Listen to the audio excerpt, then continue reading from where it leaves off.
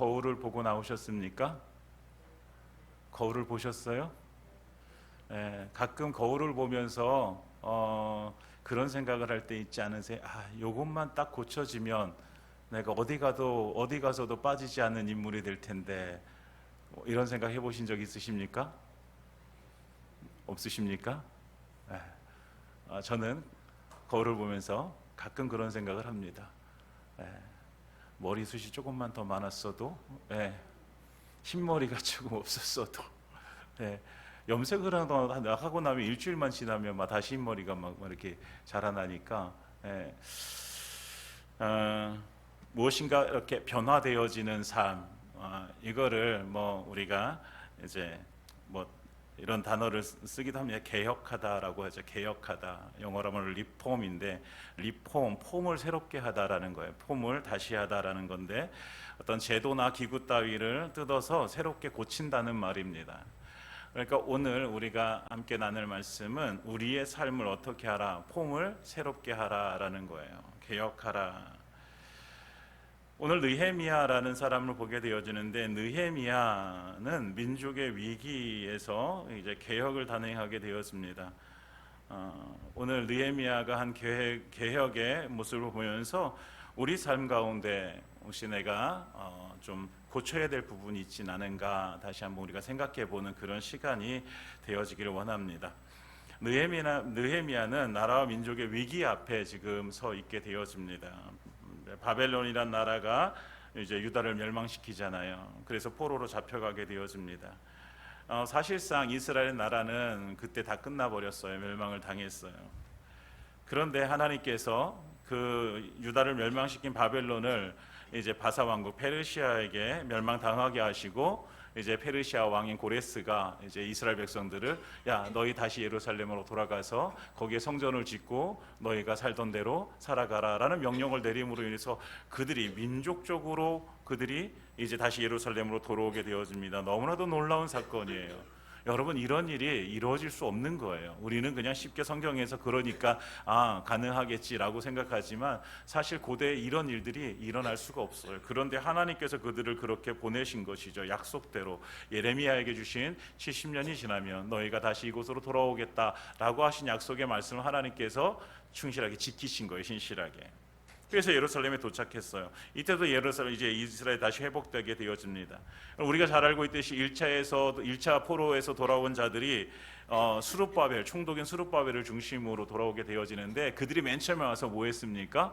지난번에 학개서를 나눌 때도 그들이 방해 세력도 있고 먹고 살기 바빠가지고 뭘 못했다 그랬어요? 성전 건축을 못했어요. 성전이 무너져 버렸는데 성전을 건축하지 못했어요. 그런데 하여튼 우여곡절 끝에 그 성전을 건축하게 되어집니다. 성전이 건축되어지고 나니까 그 다음에 해야 될 일이 뭐예요? 사람들에게 하나님의 말씀을 가르쳐야 되는 거예요. 그래서 하나님께서는 2차에서 귀환한 에스라, 학사 겸 제사장인 에스라를 통해서 백성들에게 하나님의 말씀을 가르치면서 영적 부흥을 이루게 되어집니다. 성전이 건축되어지고 이제 백성들이 하나님의 말씀을 배우게 되어져요. 그 다음에 해야 될 일이 뭐예요? 예루살렘 성벽을 건축하는 것입니다. 그래서 하나님께서는 누굴 사용하시냐면 오늘 나오는 느헤미야를 사용하시게 되어지는 것입니다. 그래서 느헤미야라는 이 사람은 바사 왕, 페르시아 왕인 아닥사스다 일세의 술 맡은 관원이었어요. 여러분, 술관원이라고 하는 사람은 왕과 가장 가까운 사람이에요.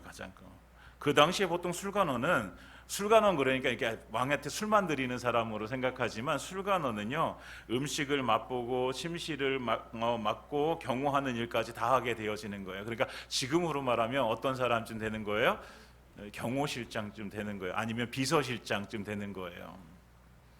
그러니까 대단히 가까운 위치에 있는 거죠.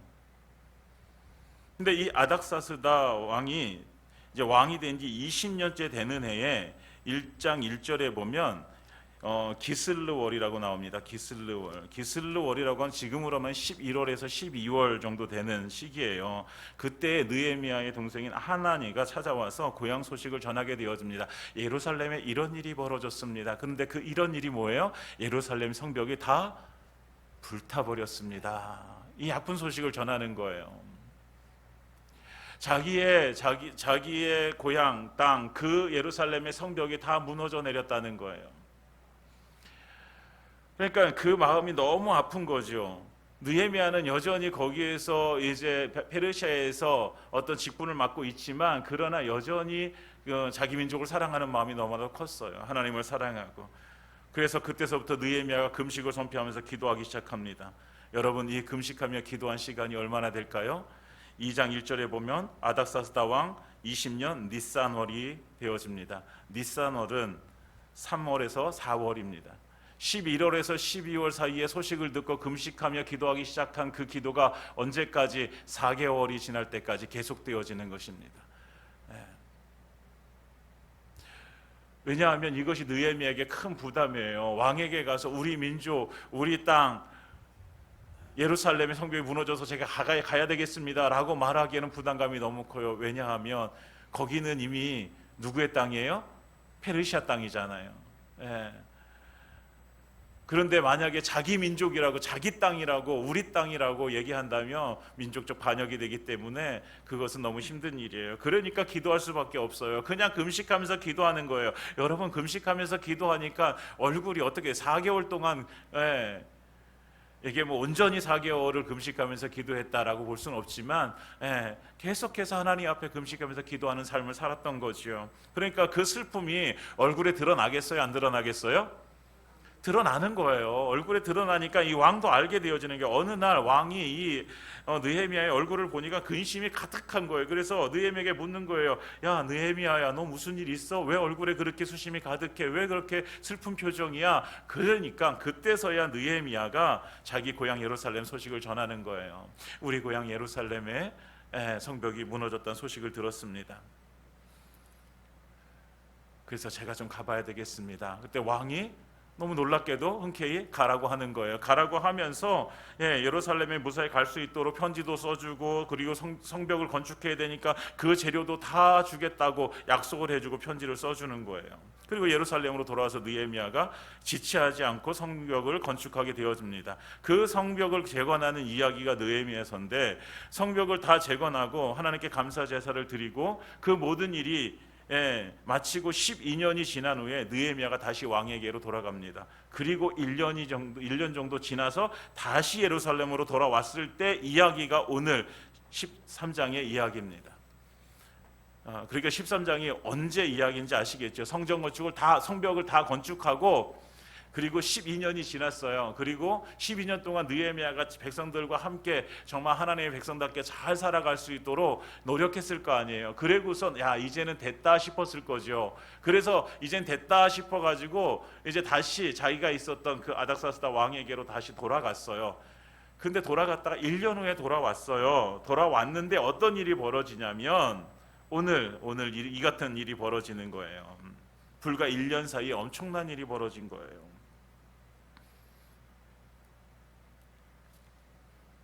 4절에 보면, 4절에 이전에 우리 하나님의 전에 방을 맡은 제사장 엘리야십이 도비야와 연락이 있었으므로, 이 엘리야십은요 3장 1절에 보면 대제사장이었어요. 대제사장, 그냥 제사장도 아니고 대제사장이었어요. 이 대제사장인 엘리야십이 누구와 연락이 있어요? 도비야와 연락이 있는 거예요. 도비야. 이 대제사장인 엘리야십은요 성전 건축하는데도 함께 참여하게 되어졌어요. 그런데 엘리야십이 도비야와 연락을 한다는 건 가깝게 지낸다는 거예요. 친분이 되게 깊다라는 거예요. 근데 도비야가 어떤 사람인데 문제가 될까? 4장에 보면 성벽을 재건하는 이 일 중에 2명의 방해꾼이 나타나게 되어지는데 4장 2절과 3절에 보면, 한번 PPT 한번 띄워줄까요? 우리 한번 읽어보겠습니다. 시작. 산발랏이 우리가 성을 건축한다 함을 듣고 크게 분노하여 유다 사람들을 비웃으며 자기 형제들과 사마리아 군대 앞에서 일러 말하되 이 미약한 유다 사람들이 하는 일이 무엇인가? 스스로 견고하게 하려는가? 제사를 드리려는가? 하루의 일을 마치려는가? 불탄 돌을 흙 무더기에서 다시 일으키려는가 하고, 그러니까 이 산발랏이라는 사람이 나오게 되어지는데 뭐 하는 거예요? 조롱하는 거예요. 너희가 한다고 해서 이 불탄 성벽이 다시 재건될 수 있어? 야, 이건 안 되는 일이야. 자꾸 조롱하는 거예요. 근데 이 산발랏뿐만 아니라 그 다음에 3절에 누가 나오냐면 도비아가 나오는 거예요. 우리 한번 읽어보겠습니다. 시작. 암몬 사람 도비아는 곁에 있다가 이르되 그들이 건축하는 돌 성벽은 여우가 올라가도 곧 무너지리라 하더라. 아멘. 도비아가 옆에서 함께 조롱하는 거예요. 야, 니네가 그거 쌓는 성벽 여우가 올라가도 그거 무너질 거야 라고 하면서 막 방해하는 거예요. 이 사람이 바로 도비아였어요. 유대인도 아니죠. 암몬 사람이었어요. 암몬 사람. 여러분, 암몬 사람에 대해서 그래서 성경의 1절에 13장 1절에 보면 나오지 않지만 여러분 성경을 보면 이렇게 나오죠. 그날 모세의 책을 낭독하여 백성에게 들렸는데 그 책에 기록하기를 암몬 사람과 모압 사람은 영원히 하나님의 총회에 들어오지 못하리니. 그러니까 암몬 사람과 모압 사람에 대해서 이 모세가 하나님의 총회에 들어오지 못한다. 그러니까 이 사람들과 어울릴 수 없는 존재다라는 거예요. 그런데 그 도비아가 어느 사람이에요? 암몬 사람이란 말이에요. 그런데 그 암몬 사람인 도비아를 누가? 대제사장인 엘리야십이 가깝게 지내는 거예요. 그런데 가깝게 지낸다고 뭐 가깝게 지낼 수도 있잖아요. 그렇게 생각할 수도 있는데, 그런데 문제가 생기는 거예요. 어떤 문제가 생겼습니까? 5절에 보면 도비아를 위하여 한 큰 방을 만들었으니 이 방은 원래 뭐 하는 거예요? 소재물과 유향과 그릇과 또 레위 사람들과 노래하는 자들과 문지기들에게 11조로 주는 곡물과 새 포도주와 기름과 또 제사장들에게 주는 거제물을 두는 곳이라. 여러분, 그 방이 어떤 곳이에요? 11조와 거제물을 두는 곳이에요. 그런데 그곳을 비워내고 암몬 사람 도비아에게 그 방을 줘버린 거예요. 성전 봉사자들에게 줄 그 11조와 곡물들을 보관해야 되는 그 장소에 이 악한 도비아를 거기에 들인 거죠.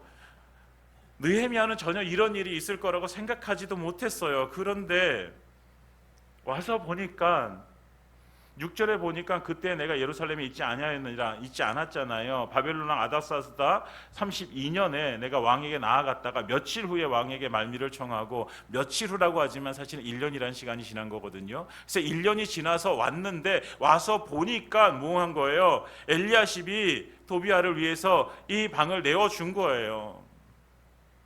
근데 7절에 보니까 이 일에 대해서 뭐라고 해요? 악한 일을 안지라 라고 이렇게 기록하고 있어요. 이 일이 어떤 일이라는 거예요? 선한 일이라는 거예요? 악한 일이라는 거예요? 악한 일이라는 거예요. 여러분, 악한 일이에요. 악한 일. 여러분, 인간적인 관계가 있고요, 좀 친분이 있을 수 있다고 그럴 수도 있다라고 생각 많이 봐줘서 그럴 수도 있다라고 생각해. 그러나 그에게 암몬 사람인 도비아, 그것도 성벽 건축하는데 방해했던 조롱했던 도비아를 위해서 그 성전에 한 방을 내어준다라는 것은 하나님의 전을 더럽히는 행위이고 악한 행위라는 거죠. 악한 행위. 여러분, 성전을 더럽히는 것에 대해서는 예수님께서도 분노하시는 것을 우리는 보게 되어지잖아요. 예수님께서 나귀 타시고 예루살렘에 입성하셔서 어디에 들어가세요? 성전에 들어가시잖아요. 성전에 들어가셔서 무엇을 봅니까? 장사꾼들을 보는 거예요. 성전이 완전히 그냥 장사하는 사람들이, 왜냐하면 왜 장사하는 사람들이 왜 있었겠어요? 재물을 끌고 가서 제사를 드려야 되는데 먼 곳에서 재물 끌고 오지 못하니까 와가지고 이제 재물을 사는 거예요. 그런 사람들이 성전 안에 들어와 있는 거예요. 성전 밖에 아니라 성전 안에 들어와 있는 거예요. 성전 안에 들어와 있는 그 모습을 보면서 그냥 시장통 같이 이제 그렇게 변해버린 그 모습을 보면서 예수님께서 분노하시는 거죠. 분노하시면서 어떻게 하세요? 상을 다 엎어버리세요. 우리 예수님 너무 폭력적인 거 아니야? 여러분, 예수님께서 거룩한 분노를 가지고 계세요. 하나님의 전을 어떻게 이렇게 만들어 버릴 수 있어? 다 그러면서 그들에게 소리치죠. 하나님의 전은 기도하는 집인데 너희가 무엇으로 만들었도다? 강도의 소굴로 만들었도다 라고 하시면서 그들을 야단치시고 상을 엎어버리십니다. 모두 쫓아버리시니 하나님의 거룩한 분노. 여러분, 하나님의 전이 더럽혀지는 것을 예수님께서 참을 수 없었습니다. 그런데 오늘 이 전이 이렇게 더럽혀지는 거예요. 악한 일이라고 이렇게 설명하는 거죠. 똑같은 일이 성전에 벌어진 것입니다. 느헤미야는 바로 조치를 하게 되어지는데 오늘 우리가 봐야 될 것이 이거예요. 여러분, 어떻게 합니까? 8절에 이렇게 합니다. 내가 심히 근심하여 도비아의 세간을 그 방향 밖으로 다 내어 던지고. 여러분, 들어가서 그 방에 있는 그 도비아의 세간을 다 밖으로 그냥 이렇게 옮겨주는 게 아니에요. 여러분, 그걸 다 어떻게 해요? 밖으로 내 던져버리는 거예요. 다 부셔버리는 거예요. 다 던져버리는 거예요. 네. 여러분, 세간을 다 던져버리는, 조용하게 너 이거 치워, 언제까지 치워, 이게 아니에요. 다 던져버리는 거예요. 그것을 발견하는 순간에 들어가서 그것을 다 내어 던져버리는 거예요. 깨끗하게 다 던져버리는 거예요. 그런 여러분, 고린도전서 6장 19절에 이런 말씀이 있습니다. 이렇게 말씀하고 있습니다. 한번 PPT 띄워주실까요? 네, 함께 읽겠습니다. 시작. 너희 몸은 너희가 하나님께로부터 받은 바 너희 가운데 계신 성령의 전인 줄을 알지 못하느냐? 너희는 너희 자신의 것이 아니라. 여러분, 우리는 우리의 것이 아니라 누구의 것이에요? 하나님의 것입니다. 여러분, 우리는 성령의 전입니다. 여러분, 그렇다고 한다면 여러분, 우리 안에 혹시라도 이런 도비아가 있다면 우리는 어떻게 해야 돼요? 조용하게 너 몇 월 며칠 몇 시까지 나가, 이게 아니라 즉시로 어떻게 해야 돼요? 내어 던져버려야 돼요. 내어 던져버려야 되는 거예요. 여러분, 우리의 몸은 성전이고요, 하나님의 거하시는 곳이고, 그래서 우리의 몸을 통해서 하나님의 영광을 돌려야 되는 거예요. 그런데 만약에 성전된 우리의 몸의 큰 방에 도비아가 차지하고 있다면 여러분, 이거는 우리가 내어 던져야 되는 거예요. 여러분, 도비아가 그럼 뭘까요? 도비아가 뭐예요? 도비아가 하나님이 기뻐하지 않는 모든 것들이 다 도비아예요. 네. 여러분, 어쩌면 그것이 내 자신이 될 수 있어요. 내 자신이 될 수 있고, 뭐 돈, 명예, 권력, 지식, 뭐 일, 뭐 학력, 뭐 이런 것들이 다 될 수 있어요. 여러분, 그런 것들을 통해서 그것들이 나를 위해서 쓰여지고 나의 영광을 위해서 쓰여진다면 사탄은요, 교묘하게 그것들을 그렇게 만들어 버려서 우리 안에 욕심을 집어넣고 야망을 집어넣고, 그래서 하나님의 영광을 위해서 살지 못하게 만들어 버리고 하나님을 잊게 만들고, 이 모든 것들이 도비아예요. 도비아, 우리 안에 있는 도비아. 여러분, 우리 안에 이 도비아를 어떻게 해야 됩니까? 내어 던져버려야 되는 거예요. 여러분, 우리 안에 혹시라도 그런 도비아가 있다면 내어 던져버리시기 바랍니다. 아깝다고 생각하지 마시고. 네. 성격상 함부로 버리지 못하는 사람들이 있어요. 저도 좀 그런 편이에요. 저도 뭔가 이렇게 버리는 게 좀 아까워요. 언젠간 쓰이겠지, 언젠간 이거 쓸겠지라고 하면서 막 이렇게 둬요. 근데 나중에는 뭐 돼요? 나중에는 아무 쓸데 없어요. 이거 버려야 돼요. 이 저희 아버지가 그래요. 저희 아버지가 어느 날 집에 갔더니 하우스를 이렇게 전화했죠. 하우스에 보면 문이 있잖아요. 문을 딱 봤는데 문이 어떤 문이냐면 문에 빨간 십자가가 이렇게 그려져 있는 거예요. 그러니까 어디서 교회에서 떼어놓은 문을 이렇게 가져오신 것 같아요. 그걸 뒀다가 나중에 이렇게 사용하신 것 같아요. 여러분, 우리 안에 때때로 이게 도비아인 줄 아는데, 근데 이게 버리기 너무 아깝다라고 생각되어지는 것들이 있을 수 있어요. 요것만 붙들고 있으면 내가 성공하겠는데, 요것만 붙들고 있으면 내가 좀 돈을 많이 벌겠는데, 그런 것들이 있을 수 있어요.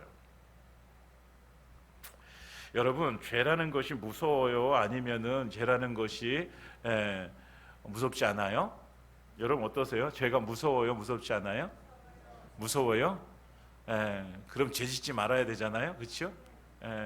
근데 우리는 죄를 무서워하지 않는 경향들이 있어요. 여러분, 죄라는 것이 무섭게도 다가오지만 근데요 되게 달콤하게 다가올 때가 있어요. 우리의 육신에 유익을 주고 우리의 육신에 그것만 딱 붙들면 내가 뭔가를 이룰 것 같고 막 성공할 것 같고 이렇게 다가오는 경우들이 많아요. 여러분, 뱀이 하와를 찾아와서 하나님께 따먹지 말라는 열매를 따먹으라고 얘기합니다. 그러면서 하와에게 뭐라고 얘기해요? 그 열매 막 따먹어라. 그러면 너가 누구같이 될 거다? 하나님같이 될 거야. 하나님같이 될 거야. 그러니까 그 말을 들은 이 하와가 그 열매를 쳐다봅니다. 그랬더니 그 열매가 어떻게 보입니까? 지금까지는 그 열매를 봐보면서 내가 따먹어야 될 거라고 생각하지 못했어요. 왜?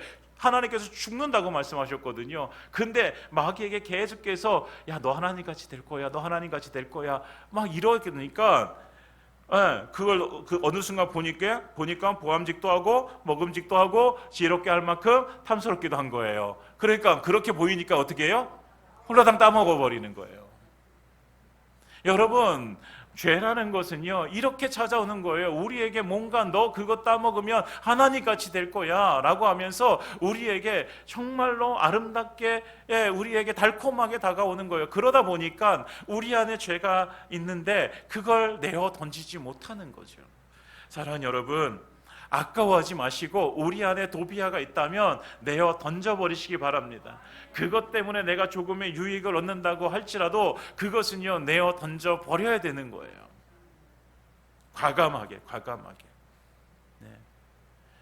여러분, 내어 던져버리시기 바랍니다. 그럼 내어 던져버렸으면 그 다음은 어떻게 해야 돼요? 그 다음은 어떻게 해야 됩니까? 9절에 보면 명령하여 그 방을 정결하게 하고, 두 번째 해야 될 일이 뭐예요? 내어 던졌으니까 그동안 쌓였던 먼지들 막 있을 거 아니에요. 그러면 그걸 어떻게 깨끗하게 청소해야 되는 거예요. 정결하게 청소해야 되는 거예요. 여러분, 다시 더러워진 공을 그냥 두면 다시 더러워지게 되어져 있어요. 깨끗하게 청소해야 돼요. 여러분, 우리 마음속에 죄를 던져버리면 그 다음부터 우리는 우리의 마음속을 정결하게 해야 됩니다. 죄가 들어오지 못하도록 깨끗하게 해야 됩니다. 날마다 하나님 앞에 무릎 꿇고 기도해야 됩니다. 여러분, 하나님 앞에 우리가 나아가서 성령의 은혜를 구해야 됩니다. 여러분, 이것이 우리가 깨끗하게 하는 거예요. 우리의 전을 깨끗하게 하는 것. 여러분, 내어 던지고 그 다음에 우리를 정결하게 하고, 그 다음에 정결하게 되어졌으면 그 다음에 해야 될 게 뭐예요? 다시 채워야지요. 오늘 9절 뒤에 보면 하나님의 전에 그릇과 소재물과 유향을 다시 그리로 들여 놓았느니라. 다시 원래의 모습대로 다시 그곳이 채워지는 거예요. 여러분, 우리가 하나님의 성령의 정입니다. 여러분, 우리 안에는 예수 그리스도가 계시고 우리 안에는 성령님께서 계시고 우리 안에 하나님께서 계십니다. 여러분, 우리 안에 다시 채워야 될 것이 무엇입니까? 하나님의 기쁨으로 다시 채우는 것이고, 하나님의 말씀으로 채우는 것이고, 하나님의 찬송으로 채우는 거예요. 여러분, 우리가 다시 채워야 돼요. 여러분, 이것이 가득 채워져야지 어디 들어올 곳이 없게 만들어 버려야 돼요. 다른 것들은 들어오지 못하도록, 도비아가 더 이상 여기에 들어오지 못하도록 우리가 채워야 돼요. 여러분, 우리의 심령 속에 가득 채워지는 은혜가 임하기를 원합니다. 무엇으로요? 하나님의 것으로, 하나님의 기쁜 것으로 다 채워지길 원합니다. 여러분, 오늘 꼭 세 가지를 기억하시기 바랍니다. 첫 번째, 내어 던져라. 두 번째, 깨끗하게 해라. 세 번째, 다시 채워라. 여러분, 첫 번째 뭐라고요? 내어 던져라. 두 번째, 깨끗하게 청소해라. 세 번째, 다시 채워라. 다시 채워라. 여러분, 혹시 우리 안에서 이런 도비아가 발견되어지거든, 여러분, 오늘 꼭 세 가지를 기억하시고 내어 던지고 깨끗하게 청소하시고 그리고 다시 하나님의 것으로 채우시는 여러분들의 삶이 되어지기를 예수님의 이름으로 축원드립니다. 이것이 우리의 개혁의 첫 번째예요. 여러분, 우리의 삶이 이렇게 개혁되어져야 돼요.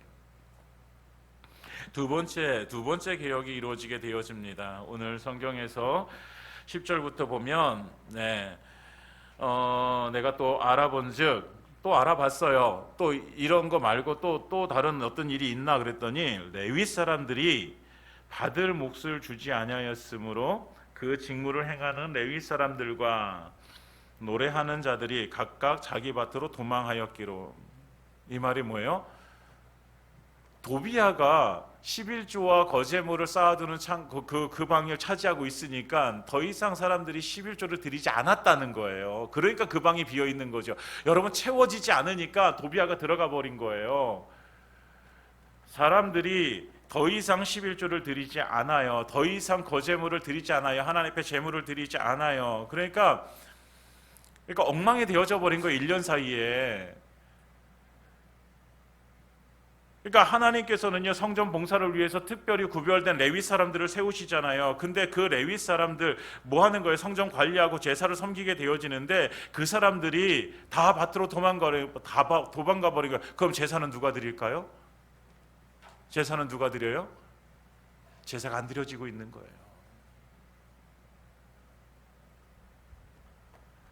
레위 사람들은 성전에서 나오는 것을 가지고 살게 되어져 있어요. 그런데 그 방을 다 치워버리고 도비아에게 살게 했으니 더 이상 이 백성들이 뭐 한 거예요? 레위 사람들 돌보지 않았다는 거예요. 그러니까 레위 사람들이 성전에서 임무를 다하는 것에 대해서 백성들이 관심이 없었다는 거예요. 이만큼 타락해버린 그런 모습을 보게 되어지는 게 1년 사이에. 그래서 11절에 보면 내가 모든 민장들을 꾸짖어 이르기를, 민장들, 백성들의 지도자들이죠. 이 민장들을 꾸짖는 거예요. 너희가 어떻게 그럴 수 있느냐? 너희가 어떻게 그럴 수 있느냐? 라고 하면서 꾸짖는데, 여러분 꾸짖는 말을 한번 보세요. 하나님의 전이 어찌하여 버림바 되었느냐? 여러분, 느헤미야가 꾸짖는 말이 하나님의 전이 어찌 버림받아, 그 백성의 지도자들에게 왜 너희가 하나님의 전을 버렸느냐 이런 거예요. 왜 하나님의 전을 버렸느냐? 레위 사람들을 돌보지 않은 것이 하나님의 전을 돌보지 않은 것입니다. 성전에서 하나님께 드리는 제사가 온전히 드려지지 못한 거잖아요. 하나님을 찬양해야 되는 자들이 다 도망가 버려서요, 밭에서 그냥 자기 먹을 거 구하는 일을 하게 되어진 거예요. 성전을 지키는 자들이 사라져 버렸어요. 곳간의 문지기들도 사라져 버렸어요. 다 자기의 일터로 그냥 가버렸어요.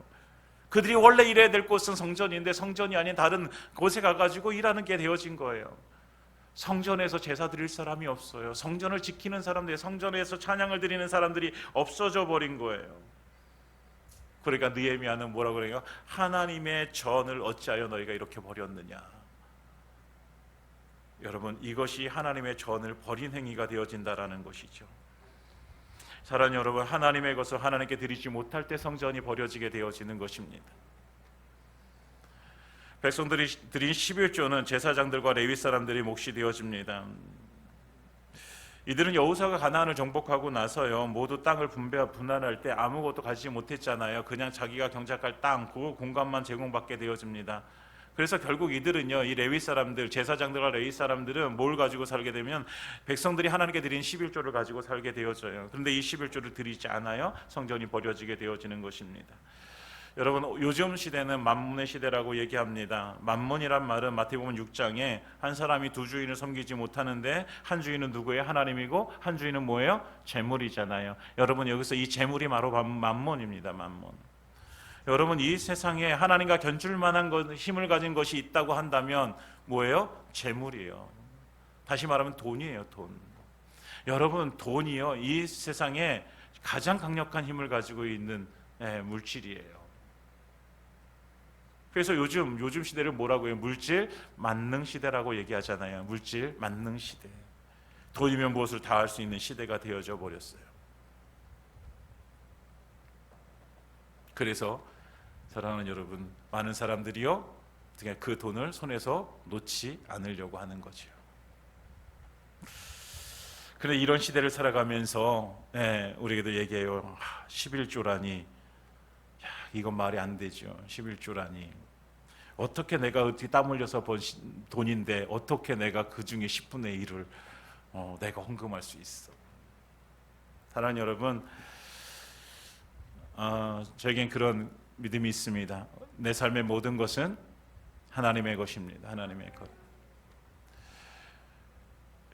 여러분, 우리에게 모든 것을 주신 분은 하나님이시고 그 하나님의 것입니다. 그러면 우리 것이 아니라는 얘기인데, 우리 것이 아니라고 한다면 여러분, 우리의 소득의 10의 1조를 원래는 다 드려야 되는데 그게 마땅한 것인데 왜 하나님의 것이니까? 여러분, 제가 누군가에게 돈을 100만 원 맡겼습니다. 여러분, 제가 그 사람에게 가서 얼마를 달라고 할까요? 나중에 100만 원 맡겼으니까 얼마를 달라고 해요? 100만 원을 달라고 하겠지요. 예. 근데 이게 무리한 요구일까요? 무리한 요구 아니란 말이에요. 여러분, 하나님의 것을 하나님께서 우리에게 맡겨주셨는데 하나님께서 와서 야 너 그거 다 나에게 다오 라고 하는 게 하나님의 무리한 요구가 아니에요. 하나님의 것이라고 우리가 믿는다면. 근데 우리는 때때로 많은 사람들이 그것을 하나님의 것이라고 여기지 아니하고 내 것이라고 여기는 것이죠. 여러분, 이런 11조를 얘기하고 헌금을 얘기하면 성도들에게 참 부담이 되어지는 걸 알고 있습니다. 너그러운 마음으로 여러분들 들어주시고, 여러분, 우리의 것이 누구의 것인가? 그러니까 우리의 삶에 개혁되어져야 되는 부분이 어떤 부분들인가? 결국은 우리의 누군가 그러더라고요. 진정한 회개는 주머니의 회개가 이루어져야 된다라고 얘기하는 사람들도 있더라고요. 사랑하는 여러분, 그냥 단순히 내가 11조를 해야지 여러분들에게 11조를 하십시오 이게 아니라 여러분, 우리의 삶의 모든 것이 하나님의 것임을 우리가 인정하는 삶을 살았으면 좋겠습니다.